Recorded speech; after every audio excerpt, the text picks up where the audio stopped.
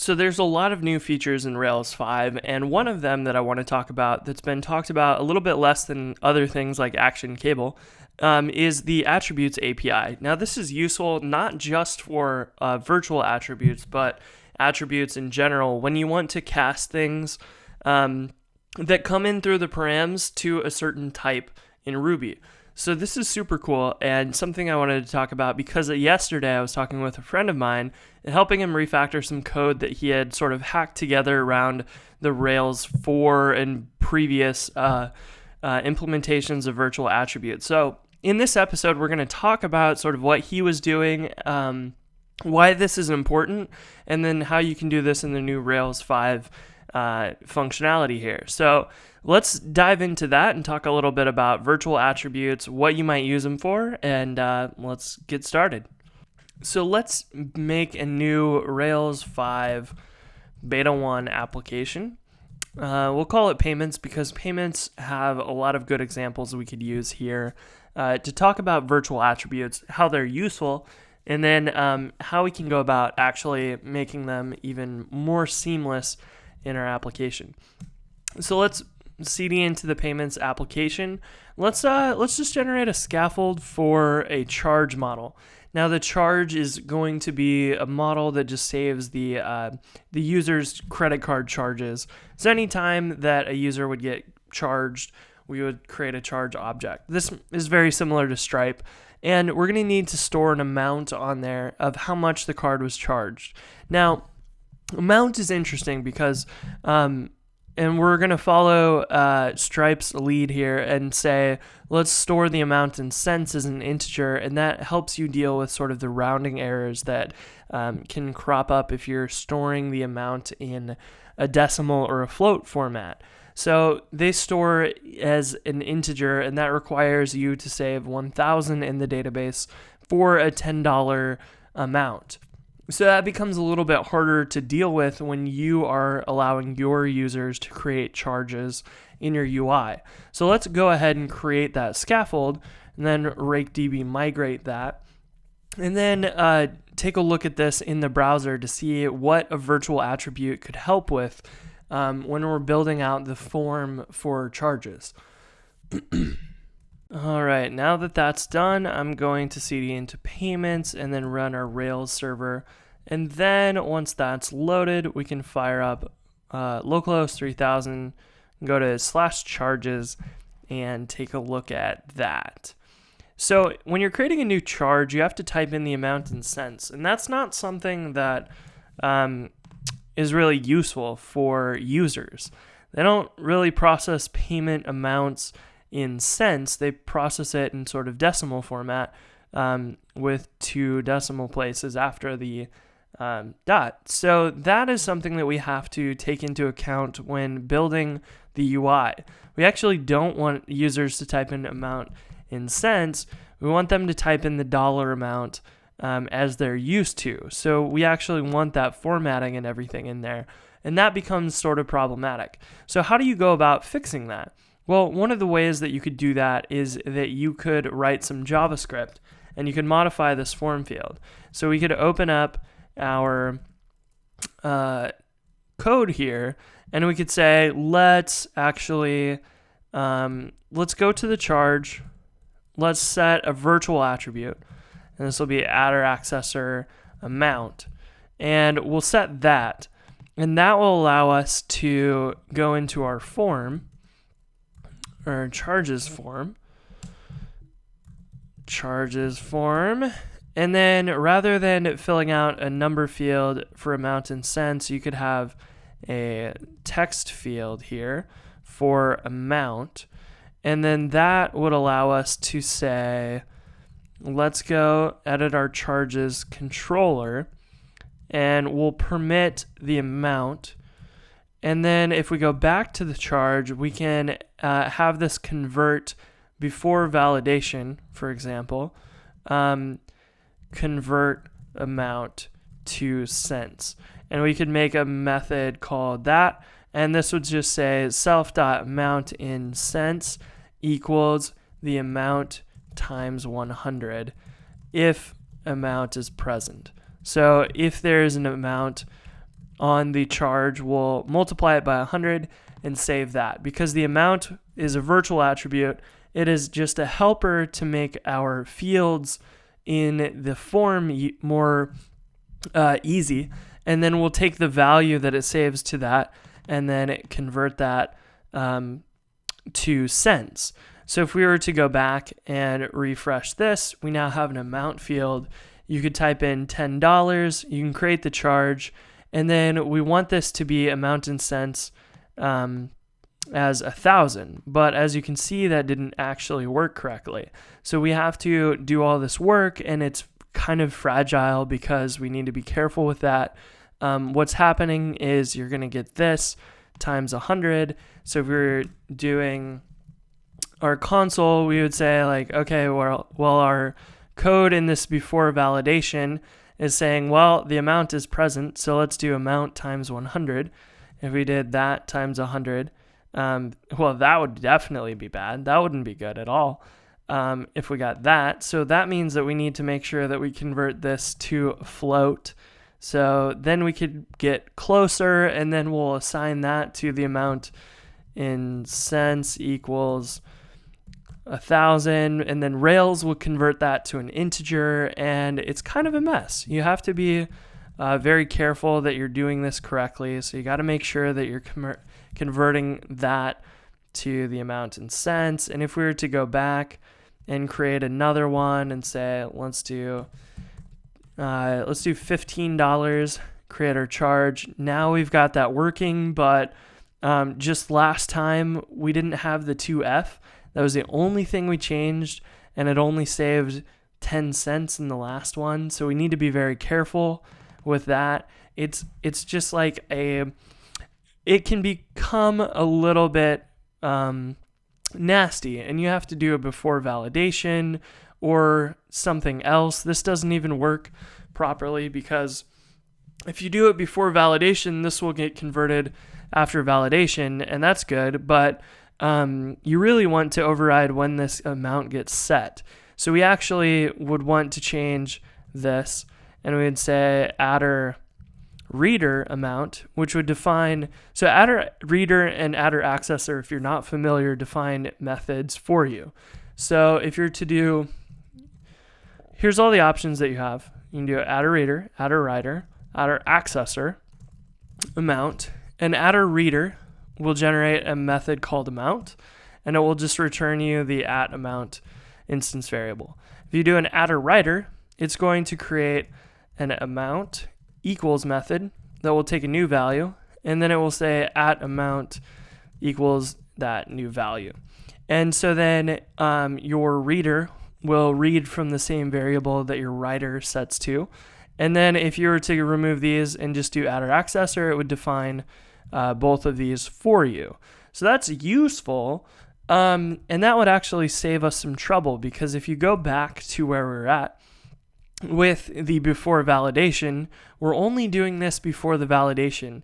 So anytime before that, amount in cents is going to be nil before we try to save or do validation. So if you were to create a new charge here and you set the amount to something like $10, when you look at it, you're actually going to get amount in cents is nil. And so you can't actually operate off of it immediately. And that's because we're setting this adder accessor method, and we're setting the amount value, but this only gets called right before validation. So if we were to say c.valid and then print out c again, you'll see that amount in cents does get set properly, but we can't always trust that we can access it. So this wouldn't actually work as code that you would want to write for that. So you would actually need to do something more like an adder reader here and only get and that's going to generate your amount method, and that's going to print out the amount instance variable. And we would want to create our own setter or writer variable, or method rather, so that we could set the amount. And so then here we would say value, and we could always assume that a value was present because we're getting one passed in.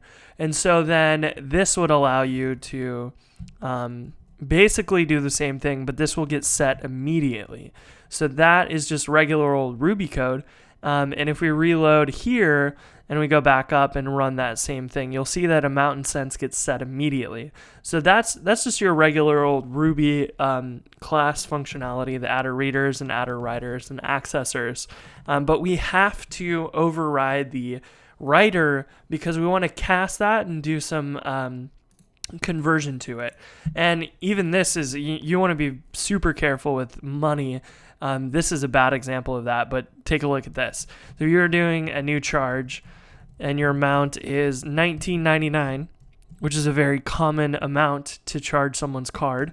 The amount in cents gets converted to $19.98. So you have to be very careful, and you don't want to use, this is a perfect example of why you do not want to use floats for money, because if you take $19.99, right? And that seems correct, right? And then you multiply that by 100 as an integer or a float, doesn't matter. You're going to get an inaccurate value. So you're going to get 1998.99998. And that's going to, of course, round up, you would think. But when you convert this whole thing to an integer, you're going to get 1998. So, you have to be very careful with that. And you don't want to do hacks and stuff like rounding and whatever. Ideally, you don't want to, because you then have to decide, what happens if this is 49999? Do I round up and then up again, or do I round down? Because if you had 1998.49998, you could call round on that and round it down, but it's like half a cent, and then what do you do? And you have to worry about all that stuff. So be careful when you're using floats. But that's an example of, we in this case would have to make our own methods here in order to help Rails more smoothly convert the input on the field from this into something valuable. So, this is also problematic here, where you go to edit the charge, and if we edit it, the amount is empty. So that means, what's happening here is you're instantiating the charge again, but the amount is nil by default. So we actually have to ignore that as well, and we have to say that at amount equals amount in, or rather, we don't even need to save the variable, honestly. We can just ask for the amount in cents and convert it to a float and divide by 100. So we have to do the opposite of this, dividing by 100, so that we can even get the amount to show up in the form properly. And even then, it's a float, so it strips off extra trailing zeros. So you still will have to do some work on the front end to make that virtual attribute work correctly. But you are kind of forced back into using Rails itself, or Ruby itself, to help Rails interpret that stuff. Now, this is something that is problematic, or you might say it's problematic. It's really just like regular old Ruby code that you would write as a programmer. And this kind of stuff happens inside of Rails. And that's what my friend and I were talking about last night. We were talking about him creating, he had basically a model like this. So he had, let's make a scaffold for an event, and it has a starts at date. And he wanted the ability for you to create, let's migrate this, and then let's take a look at that in the UI and explain it there. So he wanted the ability to, so you can create events and that will work and everything, but he wanted the ability to create multiple recurring events. Well, so if you want to make recurring events, then you would just go in here and you could add an adder accessor. And you would say recurring, and then maybe an adder accessor recurs until, and then you could go edit your form for events.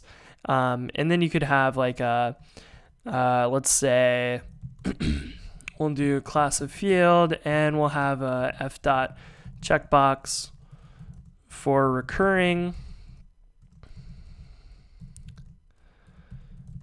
And we'll just keep this really simple. And then we'll have a class field of label, I cannot type today, recurs until f.date select recurs until, and close divs. Oh boy. Okay, so this would have a little checkbox, and he could click that, and then this would allow him to create, so if we do January 2016, then basically it would take this date, start there, and then add days until it got to this, and create a whole bunch of events. Now this is cool, but it becomes sort of a problem because he wants this recurs until to be a date, and this needs to be a Boolean. And that's just kind of tough because attr accessors can actually be nil. There's no validations. They don't really get set as, they never get cast. So you get the values that Rails parsed in the params, and that becomes a little bit troublesome. So let's go into our events controller and let's permit those params. So we'll say recurring and recurs until, and then let's, in the create, let's actually just say, let's put a by bug in here, and we'll submit that and take a look at that in the Rails console. So here we've got our by bug, and we've just created that event at event. And now we have, we don't get to see those obviously in the event object output. So we have to access them directly, and we get it recurring. But it's this string that came straight from the params. Like, this isn't a Boolean. So we actually have to say, is that present or not? Because if we say continue, and then we were to go create another one of these, and leave it false, we're going to submit it. And then this time add event.recurring, will be 0. And so you have to deal with that and say, let's see, to bool, I can't remember, to Boolean, or maybe we just do, let's see, there's a way to cast zeros and ones as a string that I can't remember, but basically you have to deal with that, and you have to write, you can't use attr accessor and handily put those in, because that becomes, we have to cast this to true or false. Rails does that for us if it knows that it's true or false as a Boolean field in the database, but because these are fake fields, it doesn't know, so it doesn't do any of that magic or useful typecasting for us. That's sort of the magic that people are always like, whoa, it just does that for me, and it's not really magic. So that's what we did last night, is we went into Rails source code and took a look at that. And so we just went into active model and lib active model, and all you have to really do is go into type, and here's all the different types that it supports. So you can go into, and we were looking at dates, so we'd go into date, and we would just look at how it converts the value. So if you look at cast value, say, well, if you gave me a string, we're going to return nil if it's empty, it's a blank string. Otherwise, we're going to try and call this fast string to date. And if that doesn't work, we're going to fall back to the string to date method. So this is a really fast way of doing it. And then this is the old parsing method that you can do. But basically, this new date is all we're doing. So we're just passing in year, month, and day and creating a new date, and that's it. So the conversions and typecasting is actually super duper simple for each of these. And it's all this stuff in here is really just to take those params. For example, this is the date params. You have the recurs until, and it has 3 parts, year, month, and date. And the parts are denoted by 1, 2, and 3 here. And then that I, if you've ever wondered what that stands for, that means that this should be converted to an integer. And so then that will convert these to a hash, basically, for the recurs until format. So check out this.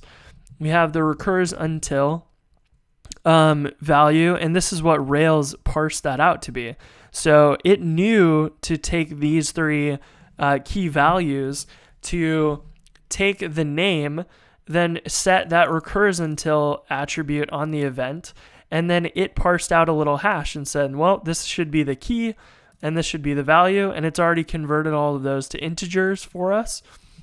And then all it's saying in Rails typecasting, when you go into date, the fast string to date is really just going to grab the first thing, second thing, and third thing, and then call new date on it. So all it's really doing is you're more or less saying dot values. So you get the first, or you get all of those in order, and then you say date dot new. Pass all those in. You actually have to not pass in the array. You have to expand that as arguments. And that's what the asterisk does. It would take the array that we had here and then pass those in as the individual arguments instead of passing an array. And then voila, you have that new date. So this is pretty nifty. And it allows you to do that stuff. But this is like stuff that you have to do yourself. So you would have to go through and write that code in your attr accessor here. So you would have to do recurs until equals value, and then you have to do date at recurs until equals date dot new value dot values and the asterisk, and it'd be good to set that. And then it's probably better to do a reader here. And if we go back to our code and try this one more time. So let's create a new event, and let's do January 2016 again. Mark this as recurring and create the event. Now this time, if we ask what the recurs until date is, we'll actually get an actual date object. So what we just did by implementing these two lines is we created a virtual attribute and then did the typecasting that Rails does. So Rails actually, did the parsing of these strings in the params for us and assigned a hash to our virtual attribute right here. So it gave us that hash. So Rails did a little bit of the conversion, but we did the actual conversion into the proper object type. And then our attr reader just reads this variable out, and voila, you've recreated in about 5 minutes the casting functionality that Rails has. Now, obviously, like Rails in this date type thing here does a little bit more, and it has some other helpers because it can be it can run the fast one, or it can run the fallback and all of that, like the parsing. So if you ever pass in a different format, it could try that as well. So it's like looking for the year, month, and the day and everything. So it can do a little bit more, but it's really just extra options on top of that, like basic functionality, which we recreated a core piece of active record right here in just about 30 seconds. So this is cool that you're able to go ahead and do that. And it's not really that complicated. So that was like what we were talking about yesterday and inspired me for this episode, because it's like, well, if you actually need to cast these values to a certain type so that you can interact with date objects, well then cool, that's not that hard, but it's kind of annoying to have to do this every single time, because now we have to do the same thing with this, and we have to make a recurring equals value, and basically you could do a little case here, and so when it's 1 it's false, when it's 1 it's true, when it's 0 it's false. You'd have to do that, and you'd have to set at recurring equal to like your case statement or whatever. You might need to handle other types of values, because you might assign that in your Rails console. So this is one place that you have to worry about, is when the browser sends data over, but you also have to worry about every single time that your user wants to create a new event and pass in recurring as true. So when a developer does that, you actually want to say, you want to handle that. So you want to not have it where they pass in true and you get false. So you need to make sure that in those cases, you could handle that. So you'll have to do like all this conversion and stuff. And it's just kind of frustrating because, Rails has all of that built in inside of this active record type section. So if you look at the Boolean stuff, you can see, here's all the false values that they allow. And it really just checks to see if it sets if the value is empty string, then it will be nil. And otherwise, it just looks to see if the false values include that or do not include it. And that's it. So then this just the include returns a true or false. And because you're looking to see if false includes the value and then not, it will return true or false on all of that. So this is, that's all the typecasting is doing inside Rails. So this is already built for you, and you shouldn't have to go through and hand code your own, and you're probably going to make mistakes and it won't be as robust as something like this. And of course, you could copy this into your application, or you could reference this Boolean class and use it to access it. And you got this cast value method that you could try and access and use here. But why should you have to do all of that work and dig into active record to figure out how we can just make this virtual attribute a Boolean and this one a date? Wouldn't it be nice if you could just say this is a Boolean and this one should be a date? So that's what the new active record API does. And that's a really good example of that. So there's a not easily accessible documentation yet, but there's a lot of comments here which are useful. And so it's showing sort of the same thing. If you actually want to override the format in the database, so maybe your database has a decimal for price and cents, and you want to override it and you want it to be an integer in your application, then it could convert that for you. So you can have these decimal objects in the past, and now you'll be able to convert them into integer objects. So you can use this with existing things, not just virtual attributes, but all of that work we just did can be adjusted. And so you can say, let's use attributes, and this should be a string, that should be an integer, that should be a float. And that means that we can go and say attribute recurring should be a Boolean, and then attribute recurs until should be a date, and we can get rid of all of this code. And then now when we go back and let's create a new event, if we do recurring, let's put that by bug back in so we can see this, and we go back to January 2016, create the event, and not in this one, but in our Rails console, we can see event dot.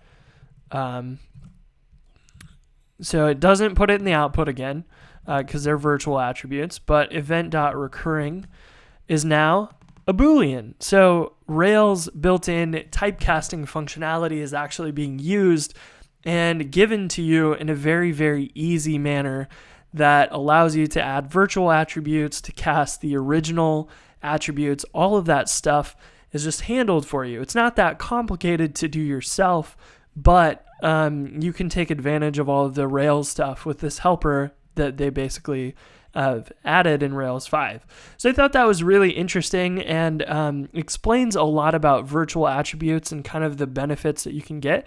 But, it just exposes like a piece of Rails 5 that was already there that you can get access to now really, really easily without having to dive into Active Record itself like we were doing last night, reading the source code for the typecasting.